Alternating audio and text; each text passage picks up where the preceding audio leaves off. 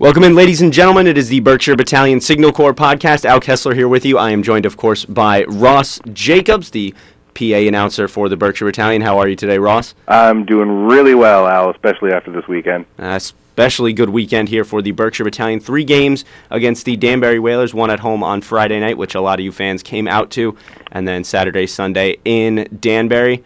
A 3-game sweep for the Berkshire Battalion covering the weekend that was. And that was a huge, huge 3 games, as that's helping to improve the standings as we look at the FHL standings right now. Before we get to those games, the Watertown Wolves sitting not that comfortably now in first place as they're dueling with the Dayton Demons. Watertown sitting with a 29-2-11 record. Dayton just behind them with a 28-4-11 record. So a couple of overtime losses for the Demons, keeping them out of that first place spot. And then the Danbury Whalers suffering 3 losses this weekend with a 24-4-16 record. They're just barely above Danville, who sits with a 24-4-17 record. And right now, Berkshire on the bubble with a 22-21 record right now. The way the Berkshire Battalion have been playing hockey and the way that the Danbury Whalers have been playing hockey could potentially mean we might see Danbury out of the playoffs, Berkshire in the playoffs, if these current trends continue. Danbury has lost 11 of their last 12 games. That's true, and meanwhile the Battalion have won 7 of their last 9 and their last 4 in a row.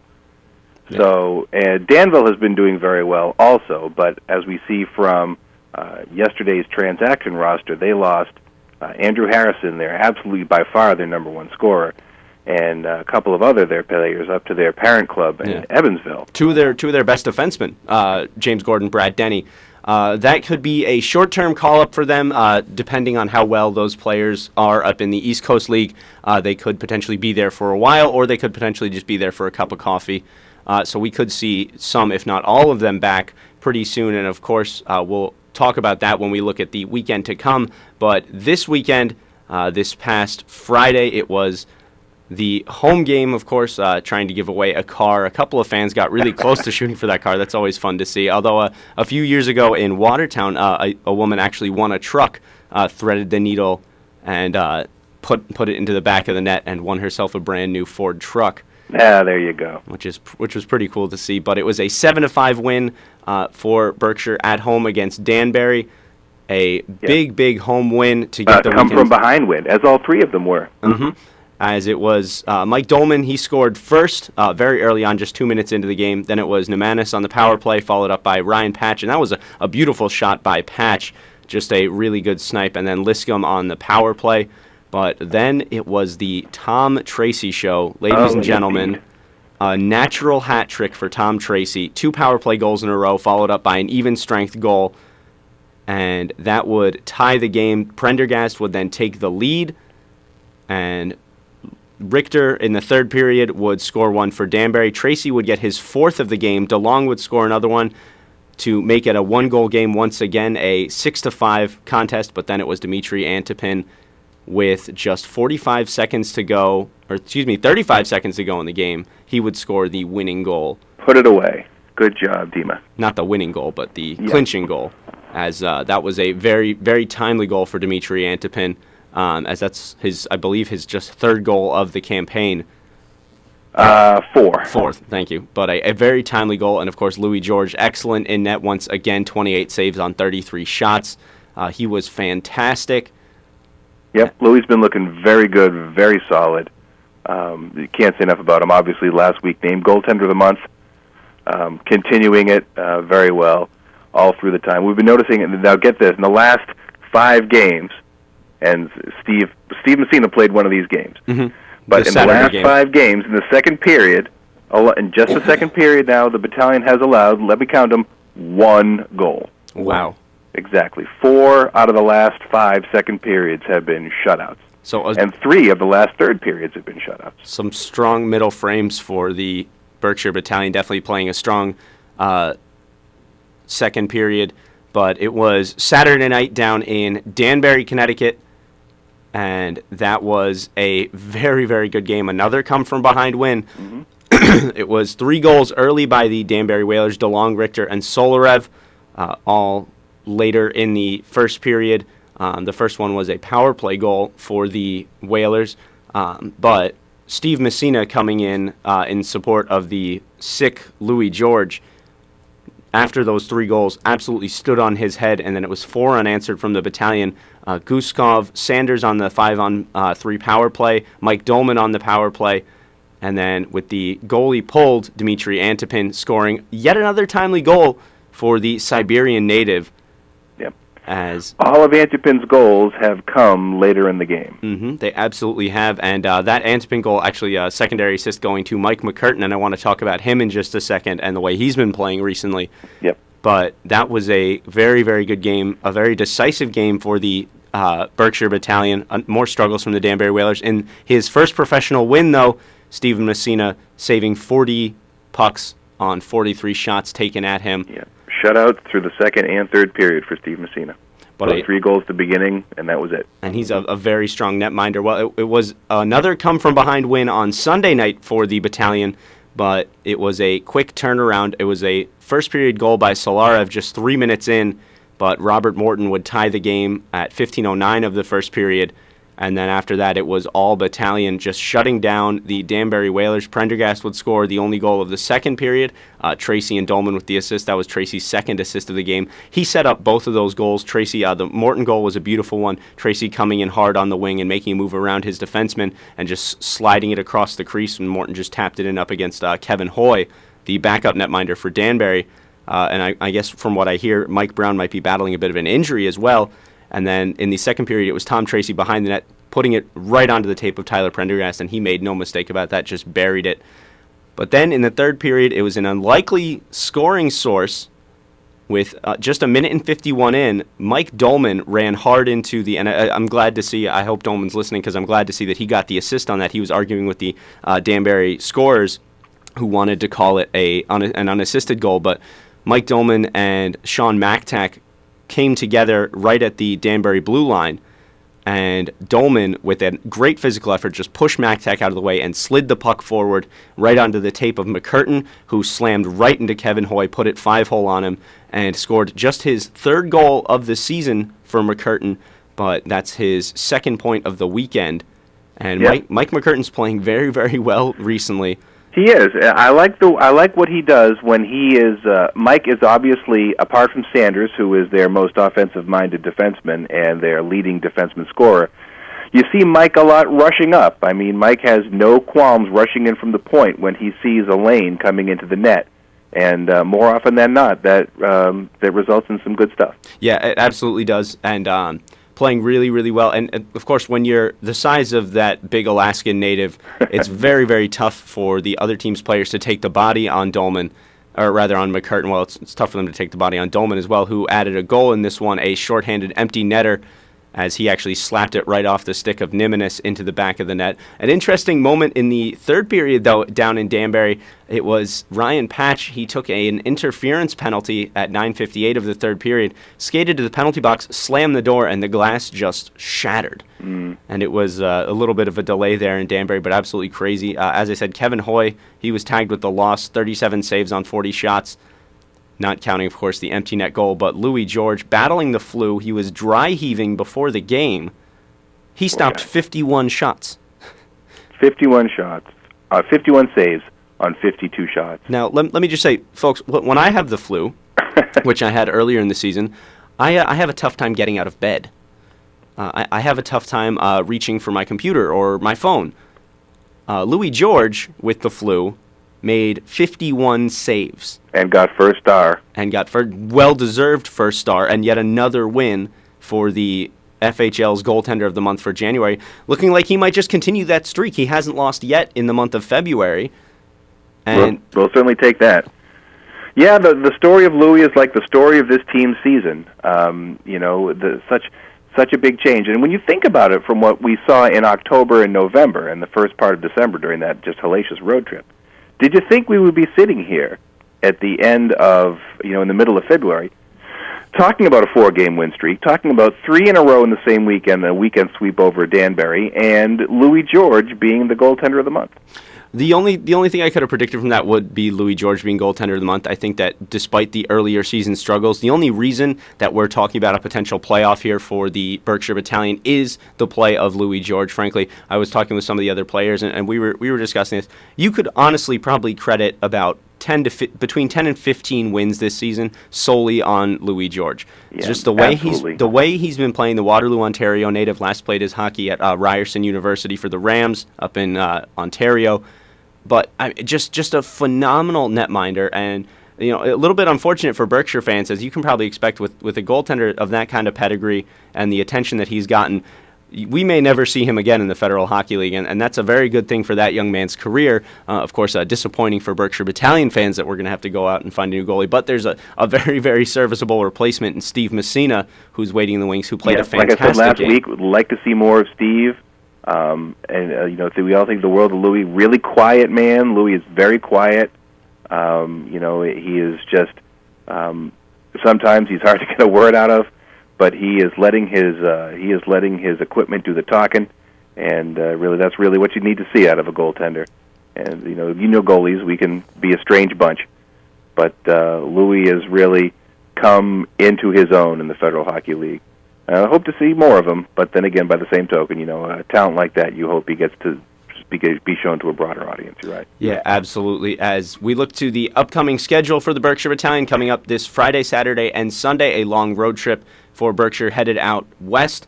They're going to play Friday the 13th in Dayton.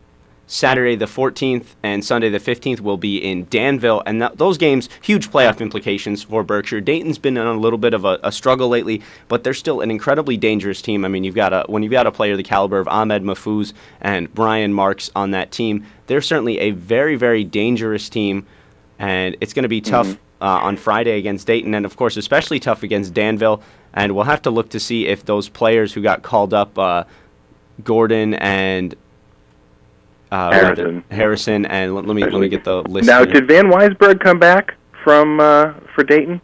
I believe Van Weisberg is back. Last I had checked, I'm still not sure. He is a real dangerous weapon for the Demons over there too. He absolutely is. But James Gordon, Brad Denny, and Andrew Harrison all up in the East Coast League for Danville. We don't know how long they're going to be there. They might be back for this coming weekend, playing of course on Valentine's Day on Saturday, and then a Sunday matinee game in Danville.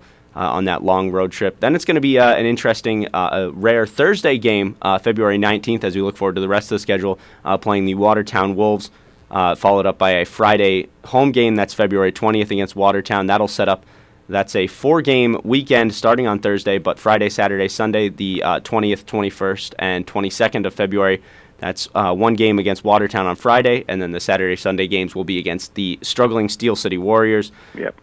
But certainly the way that Berkshire has played Watertown of late, we could potentially be looking at another successful weekend for the Berkshire Battalion. Of course, they have to get through this road trip first. Following that up, it'll be Friday the 27th of February, a home-and-home series, Friday and Saturday the 27th and 28th, Berkshire and Watertown. On Friday, it's in Berkshire. Saturday is in Watertown. They'll do the same thing again Saturday and Sunday in March 7th and March 8th. Where Berkshire will play at home Saturday and in Watertown on Sunday. And then there's a strange game here. Thursday, April the 2nd is listed as a game between Berkshire and Steel City, a makeup from earlier in the season. Yeah, that can't be right. Yeah, certainly not, as the season will have been well over and done with by the time April 2nd rolls around. So potentially that is a typo. I tried to reach out to the league offices. Still no word yet on that, on when that game will be played, if that game will be played at all. Of course, with the way that the Federal Hockey League works based off of winning percentage, but that's potentially a big blow to the Berkshire Battalion getting a chance to not play Steel City. Of course, everybody wants to play Steel City now. They're sitting in last. Only 3 wins so far this season. Yep. And Danville, that's how Danville, I think, made a lot of their hay over the last few weeks, with a lot of games against Steel City. And that's unfortunate, too. Yeah, absolutely is. Really got it easy. Well, we were playing Watertown and Dayton and Danville. A lot of Watertown and Dayton games. Yeah. Both teams flirting with first place there. Yeah, absolutely. And the chief competition for the Berkshire Battalion is going to be the Danbury Whalers, the Danville Dashers. Only one game against Danville on the schedule now. None at home.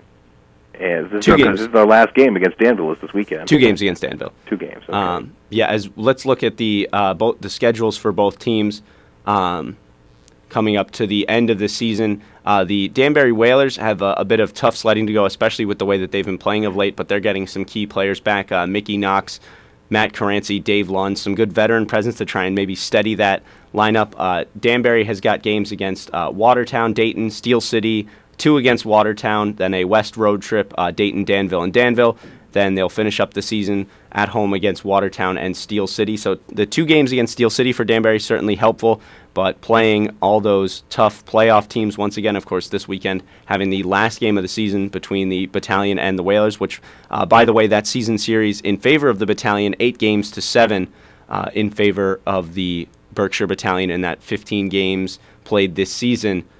So a good job by...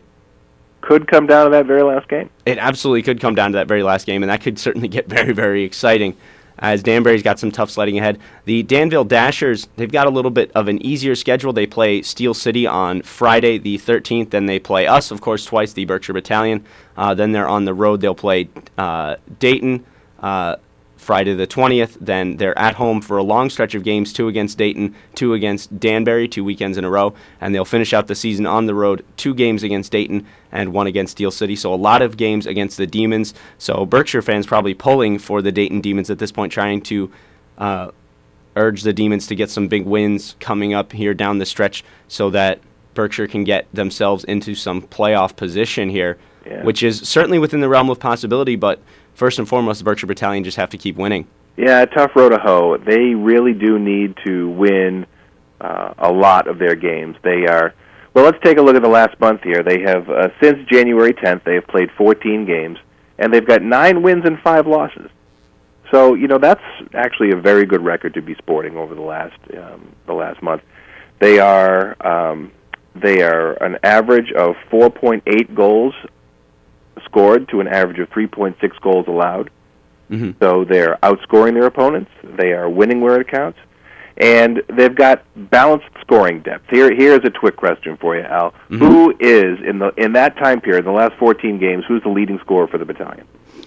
I'd have to go with likely Tom Tracy, especially those 4 goals this weekend. You're 1/4 of the way right, because there is a 4-way tie at the top of the battalion for leading scorers over the last 14 games, with Tom Tracy, Vadim Guskov, Mike Kazlauskas, and Mike Dolman all scoring 8. Wow. Then Prendergast and Gavrik both scoring, with Prendergast and Morton both scoring 7, and Gavrik scoring 6. And Munak scoring 5, and he's, of course, been gone for the last few games. Yeah, and doing well, by the way, in those World University games. Actually, tomorrow the Slovakians will play the Russians. That's going to be a tough test for Unak's much better team. than the Americans seem to be doing in that game, that set of games. Absolutely, over in the World University games. But it's going to really come down to the wire. It's going to be really exciting as we finish up this season, but certainly no surprise there. Well, actually, I'm surprised about those 4 top scorers for the battalion. That's just showing you that's guys from 3 different lines all pitching in and scoring. Yep. And when you get that kind of scoring depth from your team, plus the defense chipping in, it's been Jeff Sanders especially with some 3 goals for Sanders in the last 14 games. Yep. Yeah, some timely power play goals, especially getting set up for those one-timers, firing them home. Another returning player, and this is going to be good news for Berkshire. It's looking like Matt Hamilton is going to be back in the fold finally, as he is looking to be coming off of the IR, barring any setbacks coming off of the IR on Wednesday. So he should likely be available for the team on that long road trip. And, of course, we'll have to wait and see about Brandon Contrado, Tyler Howe, seeing how much more playing time they're going to get down the stretch. Of course, Tyler Howe, a big help playing the home games just now, but that big, tough presence certainly giving the Berkshire Battalion an edge. I think, hands down, without a question, Tyler Howe, if he gets to play any extended period of time here in the Federal Hockey League, he is certainly the best fighter in the Federal Hockey League, technically speaking. He played in the LNAH up in Quebec, a league well known for its fighting, a really tough customer, and it was interesting to see on Friday night the Whalers' tough guy, Julian Frazier, was noticeably silent that game, and I've never seen him that quiet in any game I've ever seen him play in, and that certainly can be attributed to the big winger Tyler Howe the big tough guy, and certainly that will help in all these upcoming games against the Watertown Wolves. Yeah, I think it's good that when they've made changes, they have had some size in mind. I think that the team maybe is some of the new additions. I mean, you see the people coming in. Usually they're little smaller guys, like when Molnar comes in and out. Contrado's a smaller guy who comes in and out. Hammy's not a great big guy. And Kuda has obviously gone to join the Whalers now. But you've got still, Howe, 6'5", and McCartan is pretty big, and Gavrik is just absolutely a monster out there, and Judzy is just even a bigger monster out there. So there is still a great big size presence in this team, sticking up for the littler guys, the goal scorers on the team. Not that Gavrik isn't a goal scorer himself, but when you see, it's part of where the balance comes in. People have their jobs on this team, and over the course of Darren's tenure as head coach, you've been able to see this solidify a little bit more than you did when Dan was head coach, and I think things were a little more jelly-like. And that is obviously something that you're going to see during the course of any team's maturation, but it's really good to see that, when you see the same starting lineup come out and hit the ice every game, when you see the same line pairing start up, when you see defensemen start to learn what each other does, when Sanders and Ritter come out, they know what they're doing, and when Lisko and his partner come out, and you see what all these people are doing, and I think Lisko's made a pretty successful transition to defenseman. He hasn't put many pucks in the net, but again, I don't think this is a team that's organized a lot around defenseman scoring, especially with the skill players that they have, like Goose and Kaz and Dolman being able to put it in front of the net. Would like to see some of the back line get more involved, but with the way these guys are scoring right now, do you want to try to mess with the formula, or do you want to just let them go off and do what they've been doing? Because it certainly has been successful over the last month. Yeah, plus it's going to be very helpful. Tristan Lisko, having served his 3-game suspension, done his time, he will be back for this road trip, and I know he is really raring to go for that. And, of course, another missing body this weekend was Andrew Dads, came down with the flu as well, and it looks like he's probably going to be better in time for this road trip as well. So rolling 6 defensemen, certainly helpful for the Berkshire Battalion, although they've shown that they can only win with 4 defensemen. And actually, for a time in Danbury this past weekend, Jeff Sanders taking a puck up high, the puck to the face. His face seems to be just a magnet for punishment, especially when playing Danbury. Just pucks and sticks and all the like going at Jeff Sanders, but he battles through it. We were only rolling with really 3 true defensemen at the time, although Tom Tracy has been able to come back and fill in at least well on defense. So it's been tough sledding, but certainly having those 6 defensemen in the lineup certainly going to help. And you certainly can't complain about it. They've won 7 of the last 9, and how can you complain about whatever it is they're doing? Just keep on doing it. Yeah, absolutely. So it's a long road trip this weekend against Dayton and Danville. So hopefully the fans can watch online, the live stream, of course, and keep involved with their team. But they'll be back home the following weekend to play the Watertown Wolves as we're coming down to the home stretch here. Yep. And let's not forget about the fan voting. Since you can't go to the games this weekend, what you can do to support the team is go to the FHL website and vote for your favorite battalion members to be FHL All-Stars, and, of course, your favorite FHL broadcaster, Mr. Raul Kessler, to be FHL Broadcaster of the Year, and Darren Lane for coach because, first-year coach, first-year team, making a run at a playoff spot. And, yeah, there were some early struggles, but, overcoming the adversity, the guy gets my vote, not just because, he's Darren. But yeah, for a team playing in its inaugural season, playing with all of the adversity that this team has had, it's been incredible to watch this team grow. They've been playing so well of late, and it's looking like it's not going to slow down. Just a great feeling in that locker room, a great atmosphere that this team has going into these road trips. Of course, it'll be interesting to see if Mike Haslauskis, given that he has a day job, he's very busy with his scientific research that he does, if he will be able to travel, because it's very important having him in the lineup as well. Certainly a good scoring forward, definitely one of the fastest guys in the league as well. Yep. But it's going to be real interesting seeing this coming down to the wire. And please, really to reiterate what you said, Ross, please, fans, vote for these battalion players. The Broadcaster of the Year vote, I think, is very important, and I really do hope you vote for me. Although Broadcaster of the Year is determined by a couple of video clips that I will be sending into the league, and that helps them determine who is Broadcaster of the Year. The fan vote is taken into account, but it's not as important. What is important, though, is voting for these players. And I really think I really want to start campaigning for this for Louis George, not only for the best goaltender on the battalion, but frankly, best goaltender in the league. And he has really come on strong. It's going to be hard for him to overcome the sheer numbers that Joe St. Pierre has put up, but he is, if anybody is, he is very worthy of the honor. But I think that if the fans, if you get out there, if you vote and really show your support, and send a statement to the league that really this is a special player that we have here in Louis George. And frankly, especially early on in the season, Louis George has done a lot more with a lot less, I feel, than Joe St. Pierre, who's a very, very good goalie, but certainly a consideration, I believe, at the very least, for Rookie of the Year, if not most valuable player. Yep. Certainly, as we talked about earlier in the podcast, those 10 or 15 wins that you can really credit to the play of Louis George. Just fantastic. Certainly agree. And you can look at a lot of these guys here for all-star consideration. I mean, I would, obviously first tier, think of guys like I've been saying, Dolman, I think Sanders, Guskov, Unak, Kaslauskas, Tom Tracy, who we talked about last week. And I called it last week. I said, fans, keep your eye on Tom Tracy. Goes out, scores 4 goals at home on Friday night. You keep an eye on that guy, folks. I think Morty's doing a great job. Prendergast has come on like gangbusters since he's been here. A lot of guys in here who could easily represent the FHL in the top echelon.